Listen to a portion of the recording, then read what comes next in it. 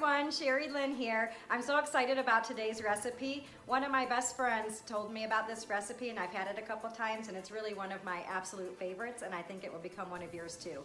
It's Jalapeno Chicken Popper Casserole and it is delicious. Check it out.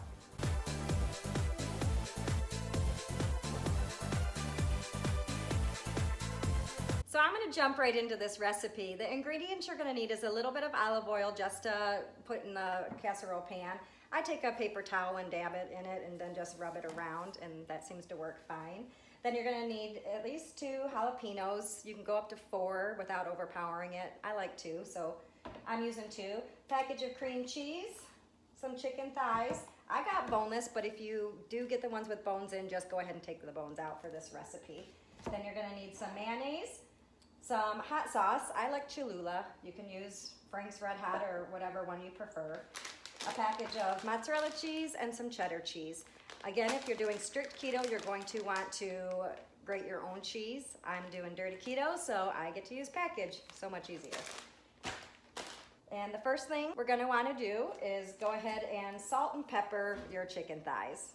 Now you can use chicken breasts for this, but I highly recommend you try it at least one time with thighs because this meat turns out so tender, you're not gonna believe it. The chicken breast is a little bit drier, so I don't think it's as good. So I really recommend thighs. Okay, then we're just gonna put those right in to our oiled casserole dish.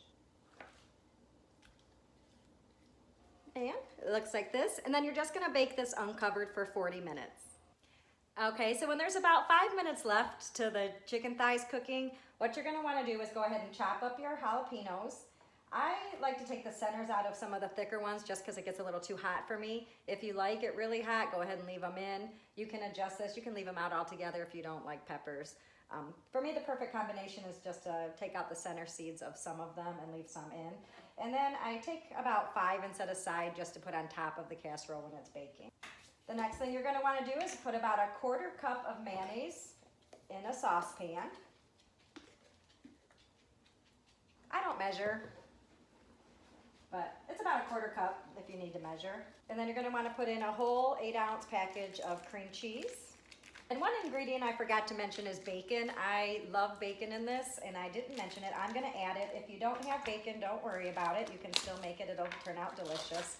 But trust me, the bacon is a good addition. Go ahead and put that in. And we're just gonna warm this up until it starts to melt. If you are using bacon, about 6 to 7 slices will work. So just go ahead and stir this and combine the cream cheese with the mayonnaise. You don't want it to boil, so go ahead and keep it at like a medium heat and that should work perfect. Now that this is melted, go ahead and add about a 1/4 cup of your hot sauce. I'm using, like I said, the Cholula. Stir that in. And go ahead and add in your jalapenos. And if you're using bacon, go ahead and add that in as well. And stir that in. And once you have it nicely incorporated, you can go ahead and turn it off and wait for your chicken to be done. Okay, now that your chicken thighs are cooked, you're gonna wanna go ahead and leave your oven preheated to the 400 degrees. And mine has a lot of chicken juice in it, so I am going to go ahead and drain these. And this is really hot, so be careful.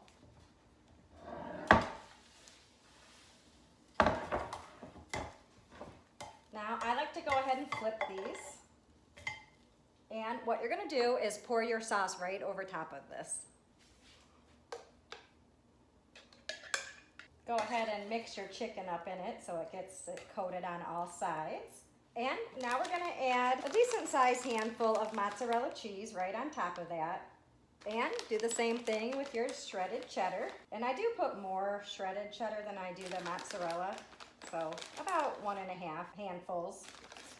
And then what I do is I take the 5 jalapenos, 5 or 6 that I reserved, and I just sprinkle them on here. And I just think it makes it look better when it's done. Then you go ahead and you put this back in the oven and you want to cook it for about 10-15 minutes just until the cheese is nicely melted. Doesn't that look delicious? All right, so it's done and this is what it looks like. Isn't that scrumptious looking? Can't wait to eat it. Stomach's growling. Gonna let that cool down for a minute. Okay, this looks so good. I'm gonna go ahead and serve some of it up.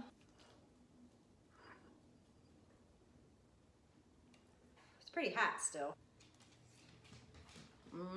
So good. I'm so excited for you guys to try this one. This never disappoints. If you don't like spicy, I would go ahead and cut way back on the hot sauce and maybe leave out the jalapenos altogether. If you like a little bit of heat like I do, then you can take the seeds out of some of your jalapenos and that works fine. If you like full spice, then go ahead and leave all the seeds in and even add 1 or 2 more jalapenos. But definitely give this one a try if you like spicy food. You're gonna love it. Definitely do the chicken thighs too. Makes it so tender. I'm just gonna sit here and eat the whole thing because it's delicious. All right, hope you guys enjoy. We'll see you next week. Bye.